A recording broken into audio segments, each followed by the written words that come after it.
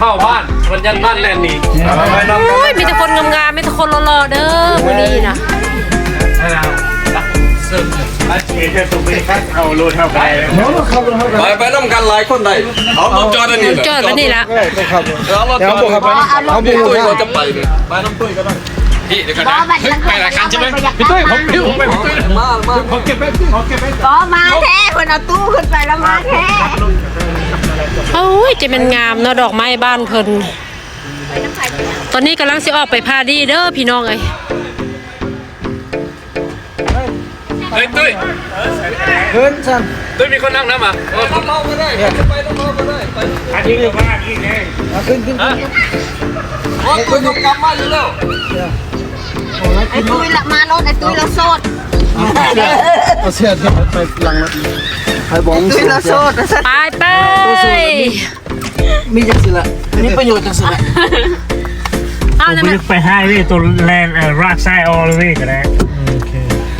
เมาเลยเด้อเจ้านะไผ่เมาหมวกแดงโอ้หมวกแดงหมวกแดงเมาโบเป็นสาวเสื้อแดงเบาหมวกแดงรถเข้ามาลไปมาโอ้โหเลยโอ้ยตาลายเลยเห็นบอกสิขายเบียร์ได้อยู่บ่ให้ขายเบียร์นี่เด็กคนวะว้ายเฮานี่แหละสิเป็นสาวเบียร์ขายเบียร์ไม่ได้มาขายไปกันคันนั้นได้ปะมาไปกันบ่ยากหรอกโอ้โมคงขายเบียร์มันซ้ำตายมือนี่ไม่ซ้ำตาลุกจะที่ทอนพิษมาตีพอต้องทอดแล้วยิบตาใส่แล้วบ่ซื้อปีมาแลกกับเบียร์เลยซื้อปีเวลาปีตัวโบเอาปีคืออะไรตัวมันเนาะโบเกปีโบเกปีมันคือลำโตให้เบิ้งซื้อเลยว่าได้ว่าพามูมันเป็นเด้อเขาสิโทษนะลาสาวเขาแล้วเราบ่เว้าอีหยังเจ้าก็จะหุบปะ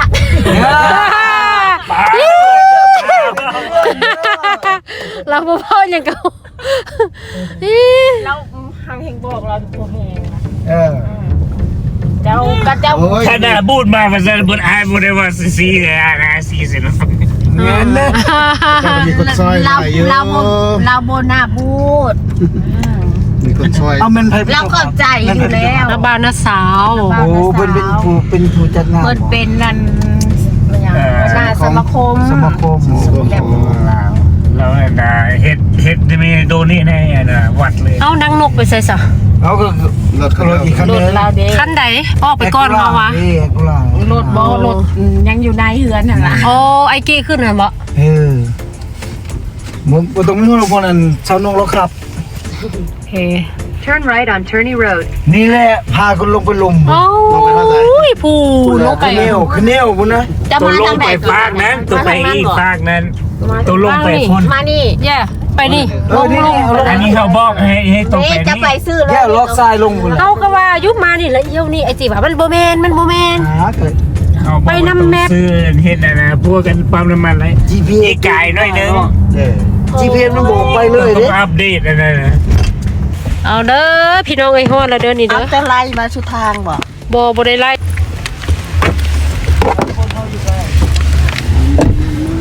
ฮอดแล้วเด้ออันนี้บ่งานบุญพยานกันจับคนน่ะอยู่ในพยานจับเขาไปเอารถเปลี่ยน คือได้เมียคนจีนนี่แหละเนาะไอ้คมนี่ แล้ว เนาะ ก็ผมไปเอาสเต็ม แอลกิว ไปรถ ไปเลยเดี๋ยวผมมันล้างมาสเต็มให้แล้ว โอ้มันไผ่ละนี่คันนี้เอากันหน้าสาวแล้วหันเดชันแม่นบ่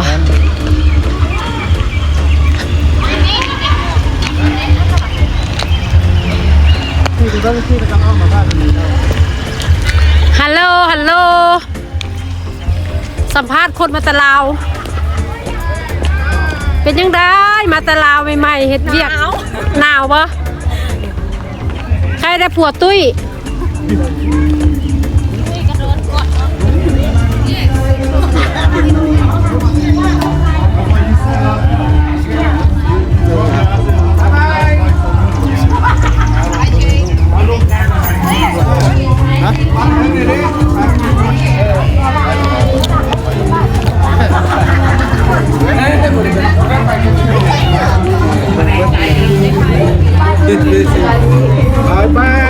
เอาเลยงูคู่มาปานี่ วันบอบังลา จะว่าท่านจะลูกแต้มสแต้ม ไม่พอเฮ้ย ท่านจะลูกสแต้มเฮ้ยดูดเลย งามเนาะ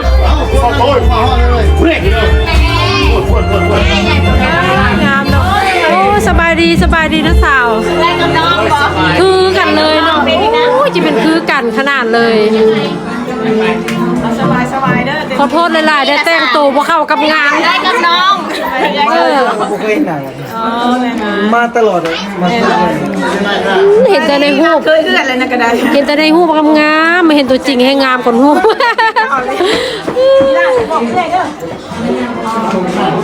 โอ้งานเพิ่นงามเนาะ เงินเดียว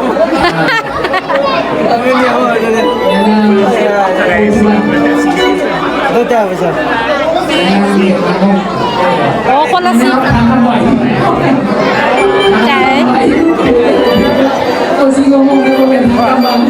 นั่งสารบดี นางสาวเป็นคนระดับเมตรนะผมมาจากจังหวัดสิงคโปร์อันนี้น้องนี่น่าจะเป็นเรื่องสิ่งที่ขายกันลงเรื่อยๆมันจะมาขอให้เอาสองภรรยาออกมาเจอตัวพี่น้องจังหวัดนี้เป็นจังหวัดน้องพุ่งอีก นั่งดีปะ คือเขามอบให้ เราไม่ได้กินฟรีป่ะ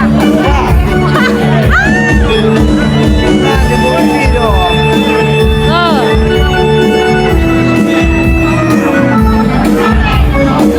กิน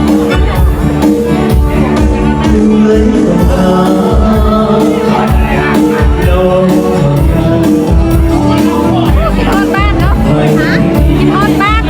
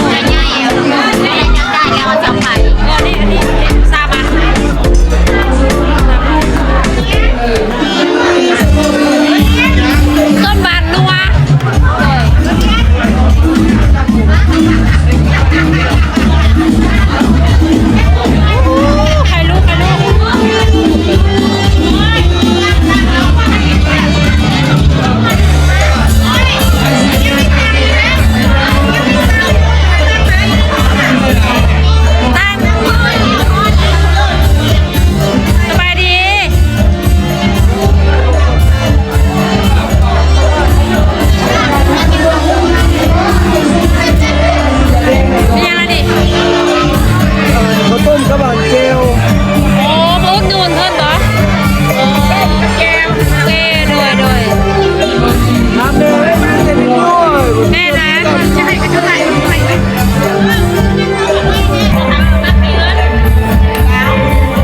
เต้นแล้วก็ย้อนเนาะ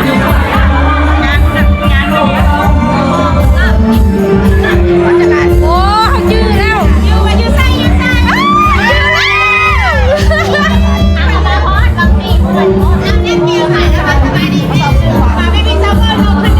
แม่นั่นแหละเฮ็ดงามจนบ่จื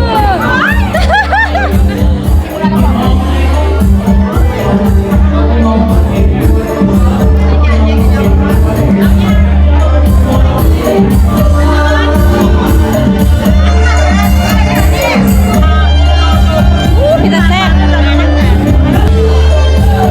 ไปขอบใจเด้อเป็นตาแซ่บบ่เป็นตาแซ่บบ่พี่น้องกินได้กินได้เป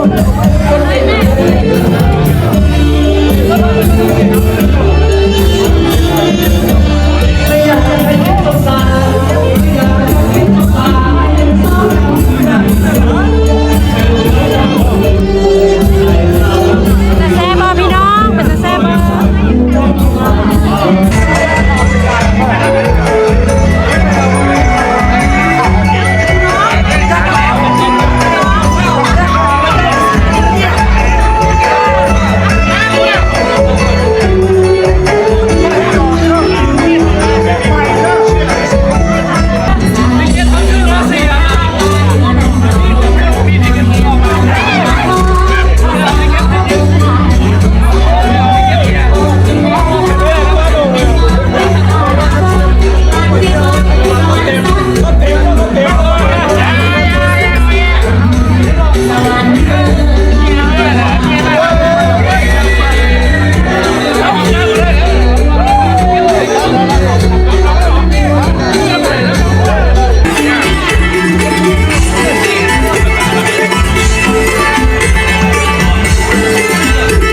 ลาได้อะโคมฟอน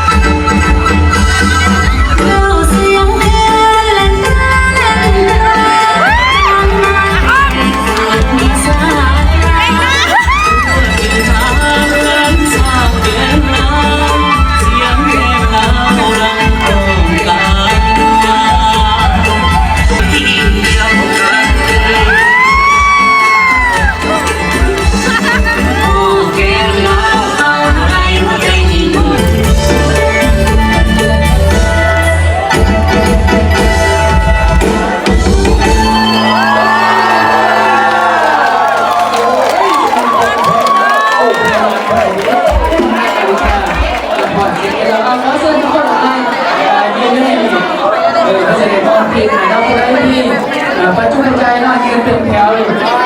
แถวจะได้เนี่ยให้ร่างกายดูนักก็ต้องมาพอที่มันเด้อเพื่อเป็นการส่งเสริมจิตใจส่งเสริมการทำงานของเราต่อไปได้ในส่วนสมมติที่เราถามเนี่ยทำยังไงก็จะใส่ให้พ่อไปแม่นะ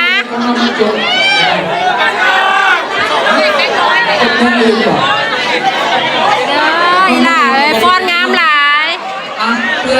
ฟ้อนงามหลาย ก็ประกาศทางซิโร่อยู่บอทางซิโร่อยู่ตรงไหนอยู่ไหนนะเปิดที่เก็บตรงนี้เนี่ยเป็นปีทางซิโร่เนาะทางซิโร่รวม ฟ้อนงามหลายเด้อ เป็นเก็บสีแดงเด้อพอได้ดีว่าซื้อ50นะเพื่อนเอาไปหน่อยเนาะ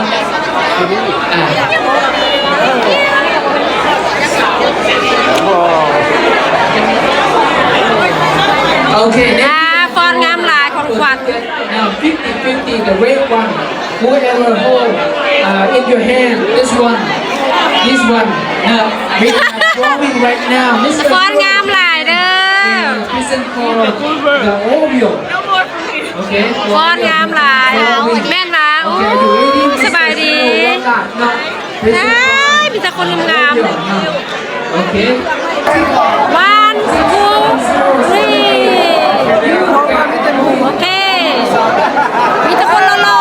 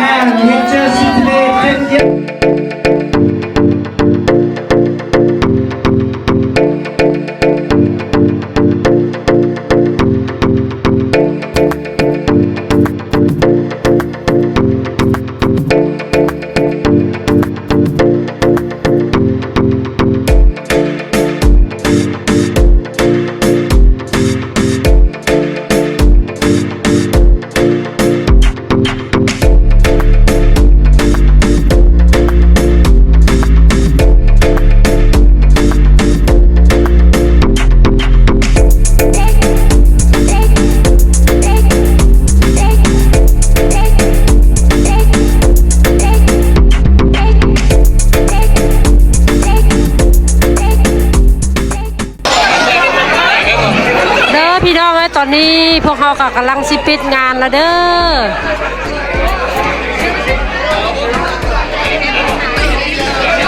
กำลังสิเมื่อบ้านกำลังสิกลับบ้านแล้วเพราะว่ามีข้าเจ้าอันนั้นเข้าใจผิดกันสิตีกันว่าสั้นเด้แต่คนอยู่ในนี่บ่มีไผฮู้แต่ว่าข้าเจ้าอยู่นอกเนาะที่จริงยังบ่ทันได้ฮอดโมงที่ว่าให้ข้าเจ้าให้ปิดนะ 12 โมงพุ่นน่ะแต่อันนี้หากะ11 โมงข้าเจ้าให้ปิดแล้วเนาะเลยได้ปิดป้ายมานี่พี่น้องเอ้ยไพสารวันก็สิได้ขอกลับบ้านก่อนเด้อค่ำคืนนี้ก็ขอขอบใจเนาะที่ทุกคนเข้ามาเบิ่งคลิปวิดีโอให้ไพสารวันเนาะเป็นค่ำคืนที่ม่วนซื่นมีความม่วนซื่นเบิกบานหลายพี่น้องเอ้ยเพราะว่ามันเป็นครั้งแรกของไพสารวันเนาะที่ได้มาร่วมงานบุญปีใหม่เนาะอยู่ในรัฐโอไฮโอเป็นปีทำอิฐของไพสารวันเนาะที่ว่าได้มานะพี่น้องก็ขอขอบใจหลายๆเนาะที่ทุกคนเข้ามาเบิ่งมาชมเนาะมากดไลค์กดแชร์เนาะให้ไพสารวันก็ขอขอบใจหลายๆพบกันใหม่ในคลิปวิดีโอหน้าสำหรับคลิปวิดีโอนี้ขอกล่าวคำว่าสบายดีบ๊ายบาย